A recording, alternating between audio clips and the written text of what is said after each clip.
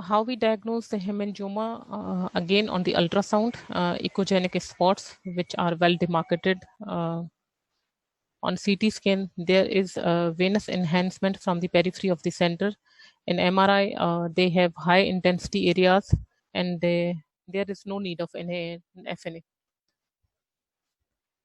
And if we perform the FNA for the hemangioma, there may be a lot of hemorrhages.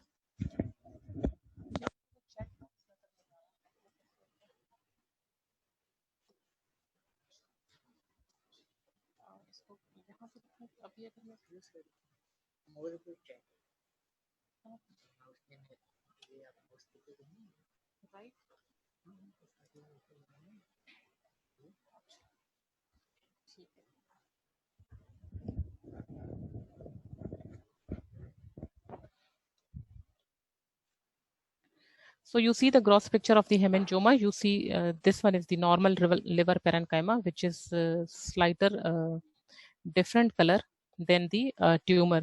This one is the tumor, which is the hemangioma. You see the circumscribed borders, and again it is dark in color than the surrounding liver parenchyma, and it is reddish purplish color. There is also areas of hemorrhages. Again, you see the gross picture of the hemangioma. This is a well demarcated circumscribed lesion, which we easily identify from the rest of the liver parenchyma. You see the liver chyma is slightly lighter color, and the tumor has slightly darker colors, maroonish red in color, because of the lot of vessels. You see the microscopic pictures for the hemangioma. These are the larger vessels, and if this type of hemangioma is present in other parts of the body, we called it cavernous hemangioma, because there are large dilated vascular channels, cavernous type. So again, these are the benign tumors of vessel origin or vascular origin. You see a lot of vessels which are not interconnected. If the vessels are interconnected, they give the impression of the malignant tumor, which is the angiosarcoma. So these are the vascular channels, lot of vascular channels which are lined by flat endothelial cells, and these are filled with, you see, the RBCs, which is the blood. So the in between stroma is little what fibrous or myxoid. So again, the high power view of the hemangioma, you see the vessels which are lined by, this hole is the vessel. Again, this one is the vessel, and you see this vessel is lined by flat endothelial cells like this one, and here, and is filled with blood. And in between is the myxoid and fibrous stroma. So there is no such inflammation in this hemangioma. So again, another microscopic picture of the hemangioma. You see little bit smaller vessels with the previous one picture. Here we see the little bit larger vessels. So here a little bit smaller vessels, but again there's a lot of vessels filled with blood, and these are separated by fibrous stroma. So another is the focal nodular hyperplasia, which is the benign lesions of the liver. There's a benign nodule formation of the normal liver. It may be single, it may be multiple. They have central stellate scar. This stellate scar differentiates focal nodular hyperplasia from the adenomas of the liver. They are commonly present in the young and middle-aged women. They have no relation with the sex hormones.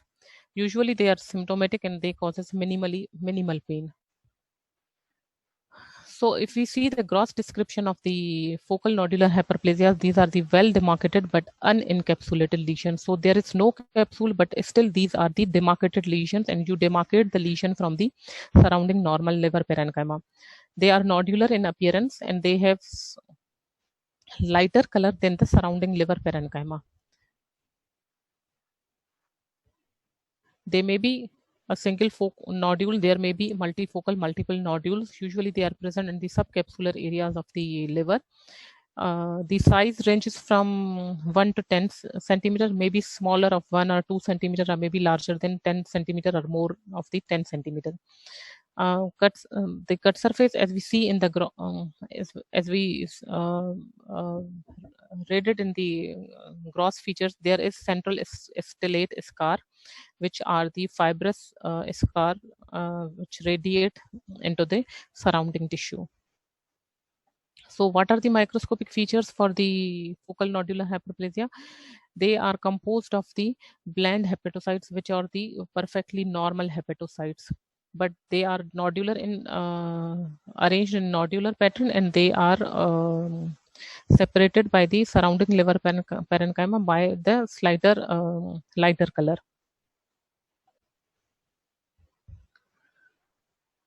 So these are the bland hepatocytes that surrounded by fibrous septi that contain artery branches, and a variable degree of the bile ductular reaction. This is the most distinguishing feature from the uh, liver parenchyma, and the variable amount of mixed inflammatory cell infiltrate. Porter tracts are absent in the focal nodular hyperplasia, which are normally present in the liver parenchyma. So we identify the focal nodular hyperplasia again at the at the basis of the absence of the portal tracts. So portal tracts are normally present in the liver parenchyma but absent in the focal nodular hyperplasias. And the hepatocytes are usually similar to those in the surrounding liver. So in the hepatocyte which is present in the focal nodular hyperplasia is exactly the same which is present in the normal liver, but they are arranged in nodular pattern. So hepatocyte plates, which are normally 1 to 2 cell thick and are supported by an intact reticulin network.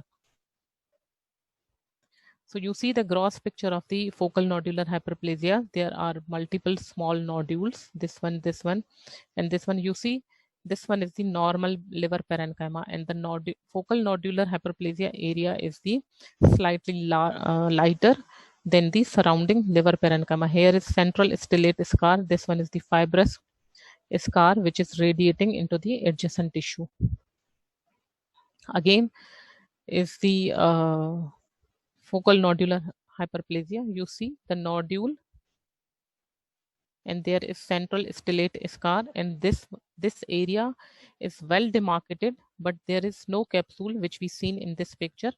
But still, this area is slightly lighter in shade than the normal liver parenchyma, which is present in the periphery or adjacent to this nodule. This one is the normal liver, and this one is the lesional area. So you see the microscopic picture, you see the nodule. You see this one is the nodule which contains the hepatocytes, which are similar morphology, which has the similar morphology as we see in the normal liver. Here we see, here is the bile ductular proliferation, and here is a lot of inflammation, and there is the fibrous area. So again, another picture of the focal nodular hyperplasia. You see the nodule formation, this one, and this one. And these nodules are separated by fibrous septi. These are the fibrous septi or fibrous area, and again there is in between areas. So you see the bile ductular proliferation. Again, another picture. There is the nodule. Here is the nodule, and these are the surrounded by the fibrous tissue. And this fibrous tissue contains inflammatory cell infiltrate. And here we see the bile ductular proliferation. There is a lot of bile ducts. So how we diagnose focal nodular hyperplasia on imaging? Ultrasound nodules with varying echogenicity. CT scan show hypervascular masses with central scar. MRI show hypointense areas. And if we do the FNAC, which is the fine needle aspiration cytology method, it's difficult to diagnose the focal nodular hyperplasia on FNAC because FNAC reveals the normal hepatocytes. So the focal nodular hyperplasia again on morphology have the similar hepatocyte which we seen in the normal liver, but the difference is between the nodule formation. So we can't assess the nodule formation on the FNAC because FNAC reveals only clusters of cells or few detached cells. FNAC did not reveal the architecture of the liver. So the best is when we see the biopsy or when we see the larger excision. So there is no such treatment required for the nodular hyperplasias. So what are the hepatic adenomas? Hepatic adenomas again a benign tumor of the liver composed of normal hepatocytes, but again no portal ducts, no central veins and bile ducts. They are more common in women. They are associated with contraceptive hormones, and again they are asymptomatic, but patient may experience right upper quadrant pain. If the nodule ruptures, then there is hemorrhage may occur. Patient may present with rupture or hemorrhage, but malignant transformation is very rare. So what is the gross description for the adenoma? Usually they are solitary, they are well circumscribed. Again, they are unencapsulated, but they may develop a pseudocapsule. They are lighter in color than the surrounding normal liver parenchyma. There is foci of necrosis, hemorrhages, or bile staining. Usually they lack significant fibrosis, including the central, so they don't have central stellate scar and nodularity. It is basically a single nodule, not the multinodular form, which we see in the focal nodular hyperplasia. So what are the microscopic features? These are the well-defined lesions in the liver. They are composed of hepatocytes. No such cytological atypia you can see in the hepatic adenomas. They are arranged in sinusoidal pattern, and they are again 1 or 2 cell plate thick in architecture. So first we see the gross picture of the adenoma, then we will go back to the diagnosis slide. So here you see the liver, and here you see the adenoma, which is the well demarcated, but again we didn't see any capsule, but sometimes they may develop pseudocapsules here. So you see there is a nodule, and here we see the pseudocapsule sort of thing, and here we see the adenoma cells are again the hepatocytes, which are arranged in sinusoidal pattern. These cords and trabeculae are basically called the sinusoidal pattern, which is the normal pattern of the liver. So usually the normal liver architecture is 1 or 2 cell plate thick. If there is more than 1 or 2 cell in the sinusoids, then we think of malignant transformation of the tumor or malignant transformation of the liver. So here we see there is usually single cell plate architecture, and there are sinusoidal pattern. These are the cords and trabeculae of the hepatocytes.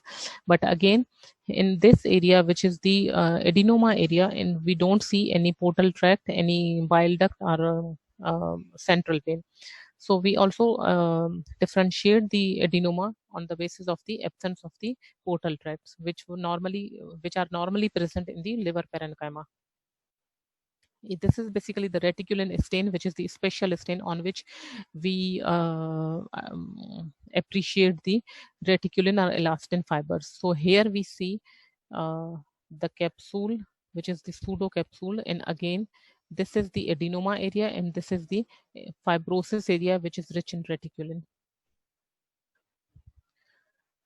So there are cysts which are present in the liver. They may be single, they may be multiple, they may be present in association with polycystic kidney disease. Usually, if the patient have liver cysts, they are asymptomatic. No such specific management required for the cyst, and sometimes these are the cysts which are of infectious origin, which are the hydatid cyst.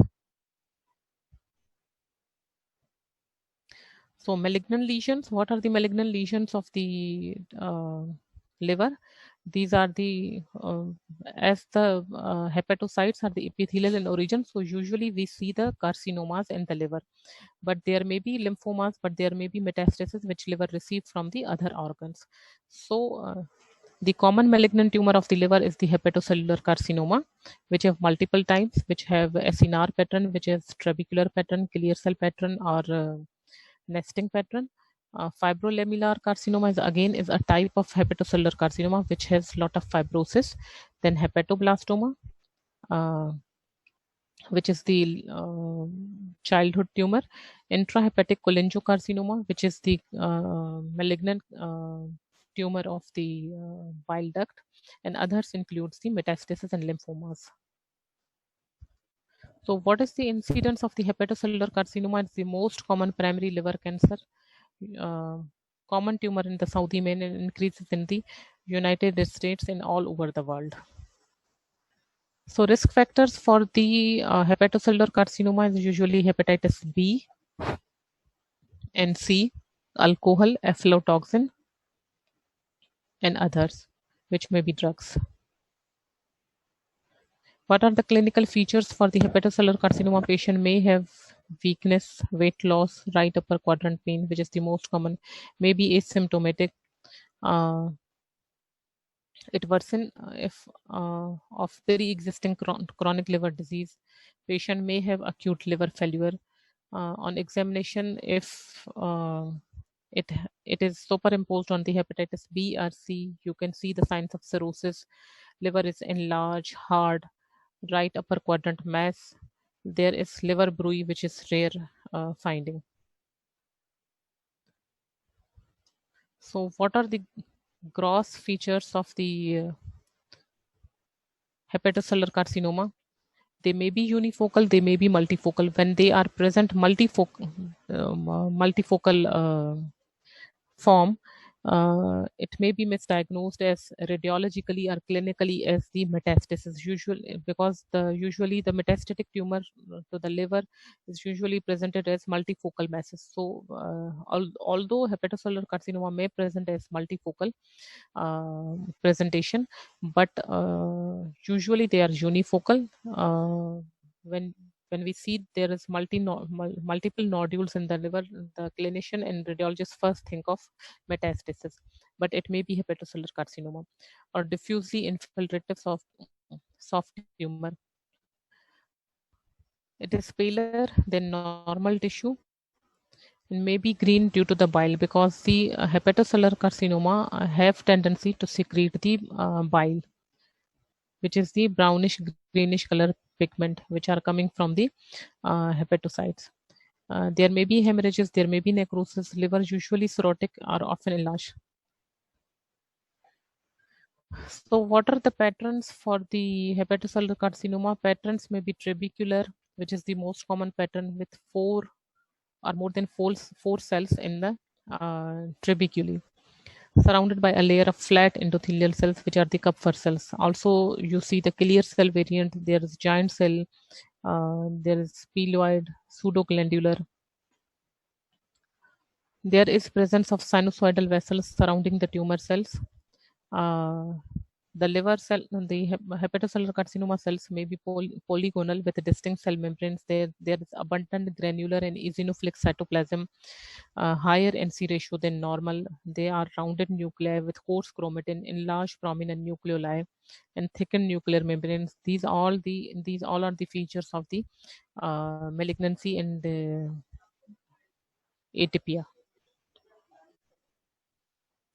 You see the gross picture of the hepatocellular carcinoma. This is the at the age of the at the edges you see the normal liver parenchyma, which is slightly darker than the, although there this is a well demarcated lesion. You easily demarcate the tumor from the normal liver parenchyma, but still it is malignant. You see the areas of hemorrhages.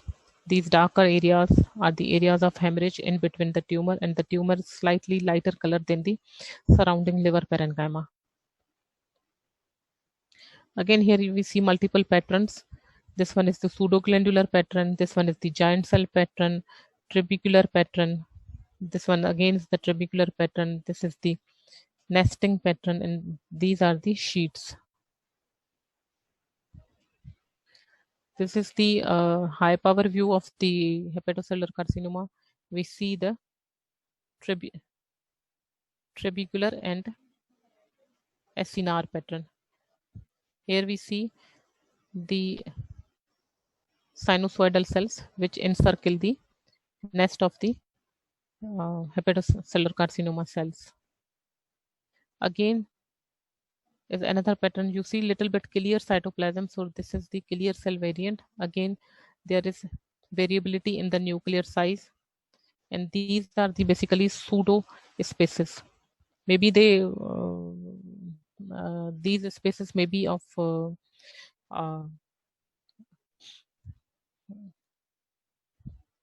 artifacts of the processing artifacts of the tissue. Again, here we see the clear cytoplasm.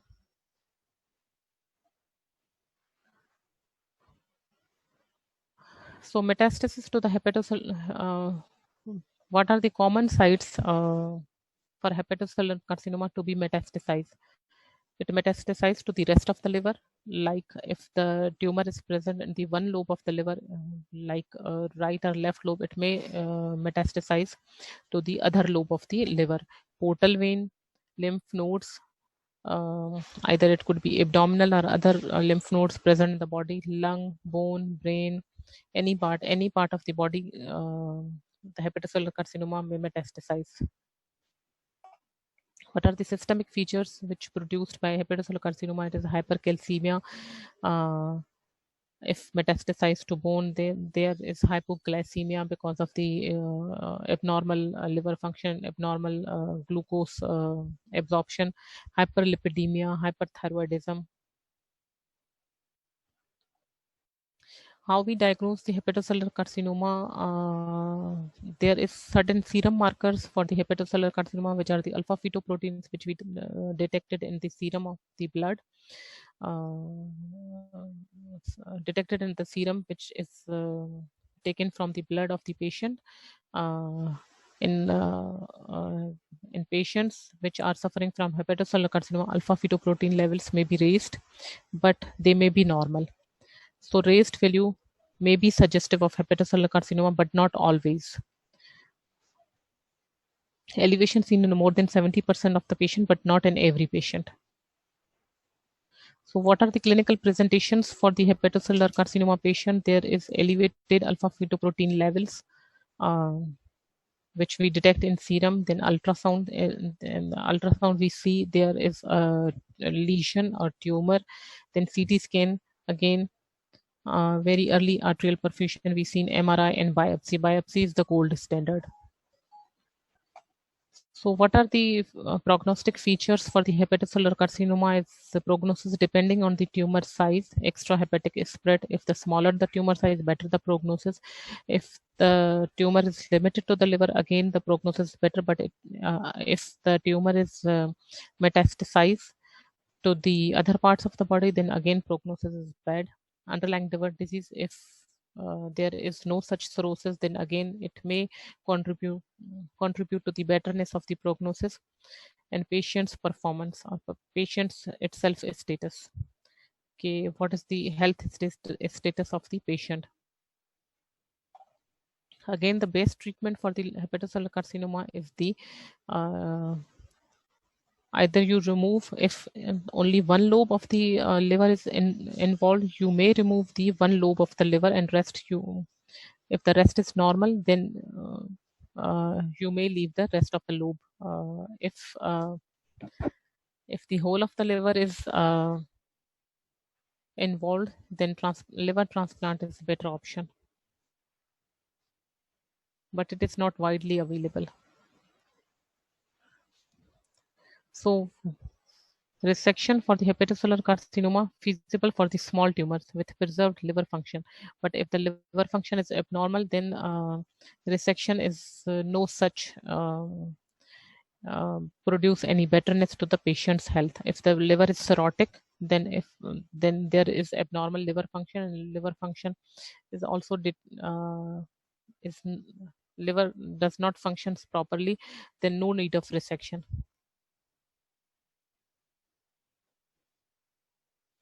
For non-resectable patients, we may adopt local ablation, which is the patient with advanced liver cirrhosis. There is alcohol injection, there is radio frequency ablation, or temporary, which are the temporary measures only.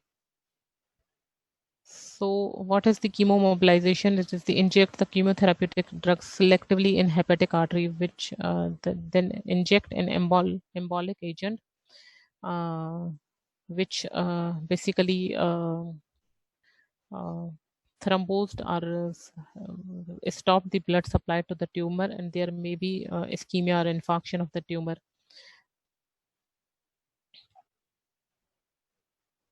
So only in patients with early cirrhosis, this treatment is a little bit produces betterness to the patient.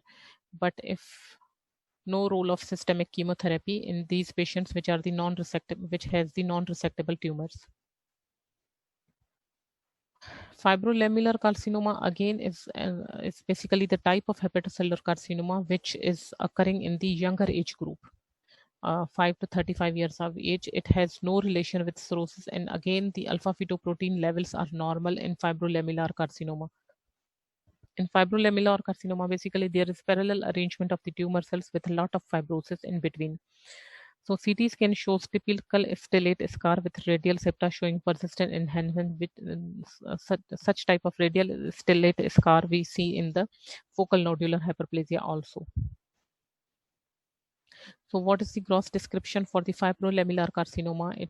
They are usually single large tumors. They are hard because of the fibrosis, lot of fibrous tissue in the tumor. They are well circumscribed. They are bulging with tan with fibrous bands. They have central stellate scar, which is noted in approximately 70% of the patient. There is variable bile staining because the tumor cells secrete bile. There is hemorrhages and necrosis. So what is the arrangement of the tumor cells? They may be in trabeculae, they may be in sheets or cords of neoplastic cells with abundant oncocytic cytoplasm, and background is dense collagen bundles, and they are parallel lamellae arrangement. The cells are large and polygonal with well-defined borders. There is abundant eosinophilic and granular cytoplasm because of the abundance of the mitochondria. There are fibrous bands surrounding the central scar. You see the gross picture of the fibrolamellar carcinoma. It is the slight lighter color than the surrounding liver parenchyma. Again, it is a well demarcated lesion. You easily demarcate the tumor area from the rest of the liver. There is central, this lighter dull area is the central stellate scar. Again, another picture of the fibrolamellar carcinoma. You see the demarcation is present. You easily demarcate the lesion from the surrounding liver. This one is the normal liver parenchyma, and the tumor has slightly lighter color than the normal liver. Here is the central stellate scar. Here is the nest of the tumor cells, which have rounded nuclei. You see size of nuclei. It is a prominent enlarged nucleoli in every of the tumor cells. This one, and this one.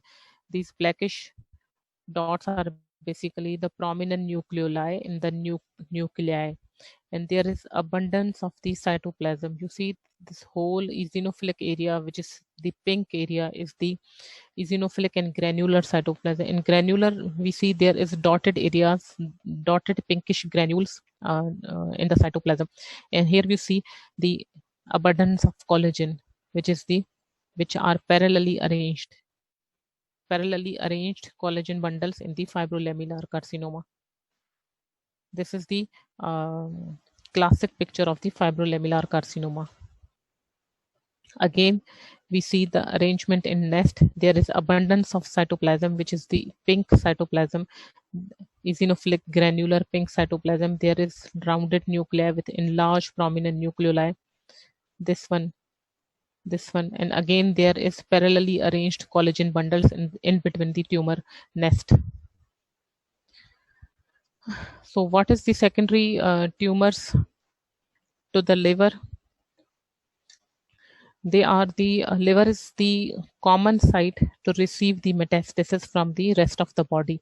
Common primaries from which liver receives as secondaries are from the colon, breast, lung, stomach, pancreas, and melanomas. These are commonly metastasized to the liver. There is mild cholestatic picture because of the deranged liver function. Diagnosis is on the imaging or on FNA or biopsy. Treatment depends on either the tumor is primary or secondary. Again, in some cases, resection or chemomobilization is possible. So this is the summary for the tumors of the liver. Either they are benign, either they are malignant. In benign, we see the hemangiomas, focal nodular hyperplasia, which are the multiple nodules or single nodule which has central stellate scar. Then adenomas. Adenomas are again the benign tumors of the liver, which are the demarcated, but there is no portal tracts in between the tumor or no central stellate scar. Then liver cyst, which may be infectious, it may be a sequelae of the polycystic kidney disease. Then malignant tumors are the primary liver cancers, and secondaries. In primary, we see the hepatocellular carcinoma, which is multiple patterns, trabecular in sinusoidal, nesting, ciliary cell, giant cell.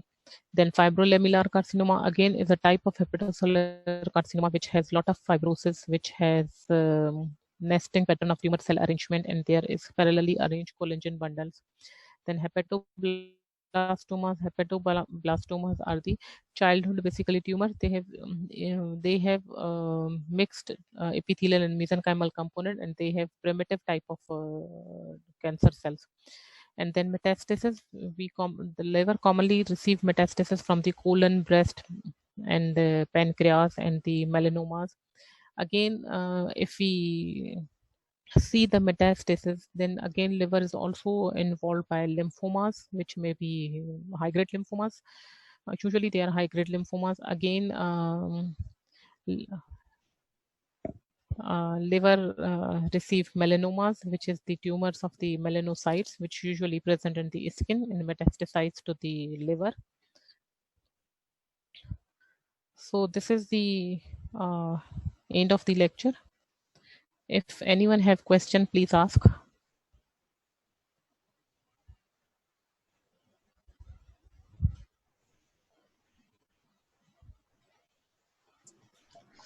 अस्सलाम वालेकुम ma'am. वालेकुम सलाम। Ma'am lecture and हो गया? जी lecture तो end हो गया। If there is any question then please. आपके पास कोई क्वेश्चन है चैट पे? सॉरी, चैट पे कोई मैसेजेस नहीं आ रहे स्टूडेंट? अभी तक तो नहीं आ रहे। So there is no such messages. So okay, I will wait for 5 minutes if there is any question. So the question is difference between the cavernous hemangioma and hemangioma. So hemangioma, the common term used for all the benign vascular tumors. It could be of capillary size vessels. It may have cavernous type vessels, or the are the congenital hemangiomas, which are the epithelioid type. Cavernous hemangioma again is a type of hemangioma which have the dilated vascular channels. So it again is a type of hemangioma which have the vessels of the larger caliber or dilated vessels.